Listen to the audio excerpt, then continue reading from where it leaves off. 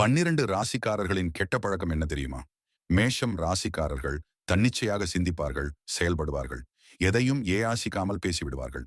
ரிஷப ராசிக்காரர்களிடம் இயற்கையாகவே சோம்பேறித்தனம் அதிகமாக இருக்கும். மிதுன ராசிக்காரர்கள் யார் கூறுவதையும் ஏற்க மாட்டார்கள். கவனச்சிதறல் மற்றும் மற்றவர்களை பற்றி புறம்பேசும் பழக்கமும் இருக்கும். கடக ராசிக்காரர்கள் எல்லாவற்றிலும் குற்றம் கண்டுபிடித்து புகார் சாலிக்காண்டே இருப்பார்கள். சிம்ம ராசிக்காரர்களுக்கு எதையும் ரகசியமாக வைத்து கையாள தெரியாது. கன்னி ராசிக்காரர்களுக்கு தான் செய்யும் தவறை யாராவது சுட்டிக்காட்டினால் அதை ஏற்றுக்கையாளும் தன்மை கன்னி ராசிக்காரர்களிடம் இருக்காது. துலாம் ராசிக்காரர்கள் மிக விரைவில் காதலில் விழுந்து விடுவார்கள். ஆனால் காதல் வாழ்க்கையில் பொருந்தி வாழ மிகவும் கடினப்படுவார்கள். விருச்சிக ராசிக்காரர்கள் எதையும் யாரிடமும் பகிர்ந்து கேளாமல் மிகவும் ரகசியமாக வைத்து கேள்வார்கள். அவர்களின் உண்மையான உணர்வை வெளியில் சொல்லவே மாட்டார்கள்.